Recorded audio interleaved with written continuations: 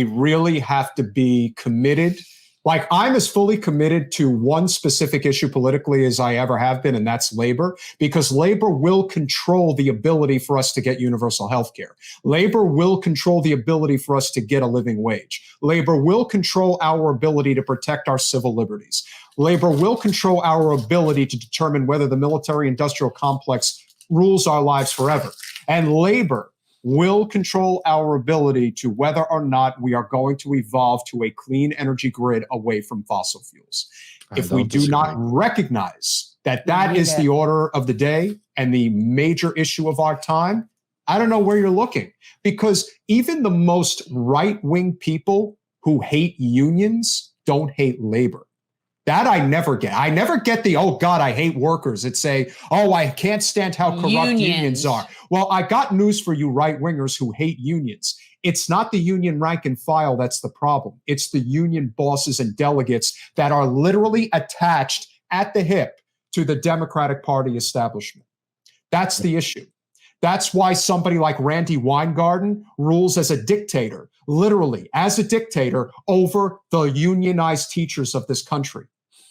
You saw it in 2016 when they decided that they wanted to endorse Bernie Sanders, but Randy Weingarten decided, no, we're endorsing Hillary Clinton. That's a dictatorship. Yep. And that goes on in plenty of unions around the country.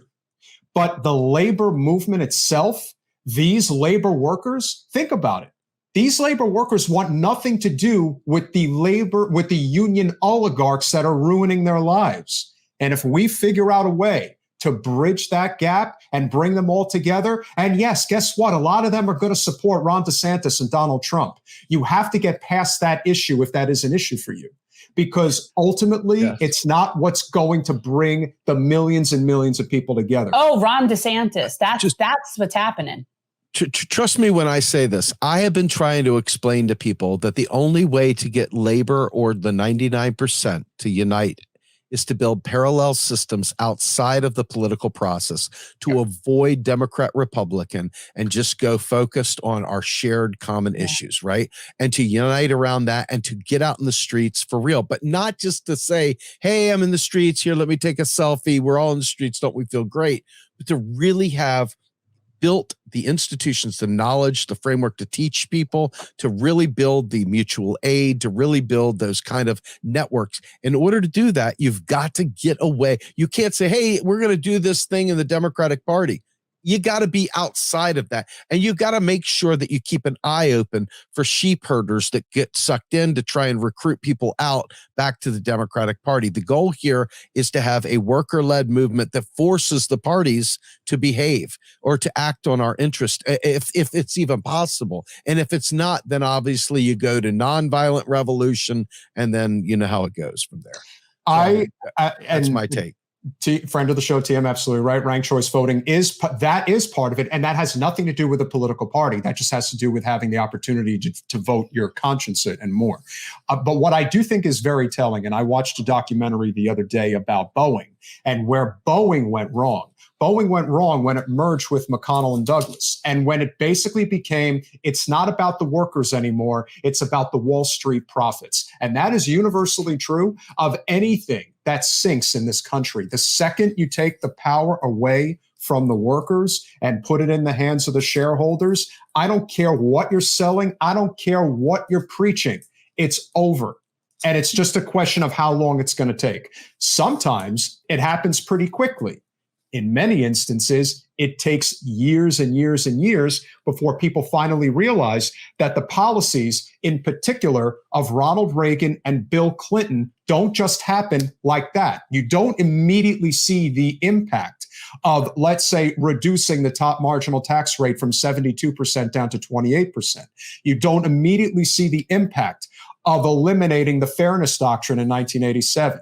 You don't immediately see the impact of NAFTA and normal trade relations with China. You don't immediately see the impact of removing Glass-Steagall or the Telecom Act of 1996 or the Crime Bill of 1994. These things take time before you finally realize, my God, we're living in a complete dystopia. Unless you're a mainstream Democrat and you think everything's just fine.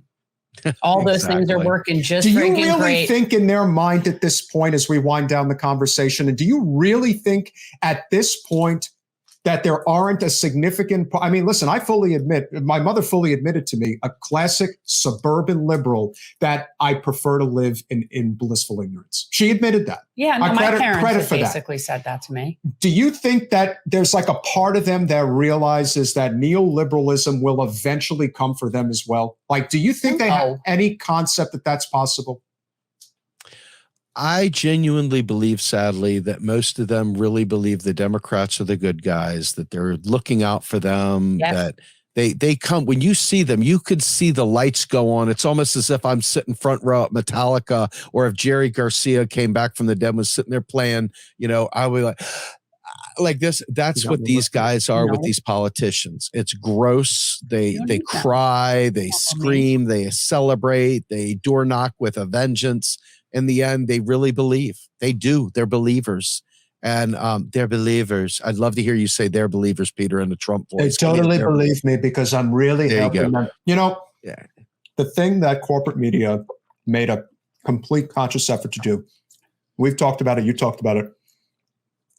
Anytime they wanted to highlight a problem that they had with Trump, it was never about the actual fundamental problem. No, he's just obnoxious and gross. And he is obnoxious and gross. Yeah. Let's just say that he is a complete Russian tool, even though, and I don't know what the ultimate impact is going to be via the Twitter files, but a lot of those things that were revealed were things that we already knew. We just needed verification. But you know what? At some point, it's just so obvious that you don't need verification. Donald Trump is not this radical outsider that people think he is. He is somebody who plays an outsider on TV, but in reality is just further perpetuating the entire corrupt, broken system. If you need any more proof, Elon Musk goes to the World Cup final with the Qatari royal family. And who does he share that luxury box with? Jared Kushner. If you need any more proof that this is just a complete effed up controlled opposition system to make you think that there's anybody out there who's really helping you, Bernie was the closest thing out there to somebody who really was trying to help us. Now, where Bernie went off the rails is when he convinced himself that we can continue to put a Band-Aid on a gaping wound. You can't do that anymore. Band-Aids on heart attacks. Rip it off, even at the risk of complete and utter destruction. But, the system will not course correct. Thanks for watching. If you want to support our mission to transform politics into service, please like this video, subscribe, follow us on social media, and consider joining our Patreon, where you'll get early access to our interviews as well as other exclusive content. Links are in the description. Peace out.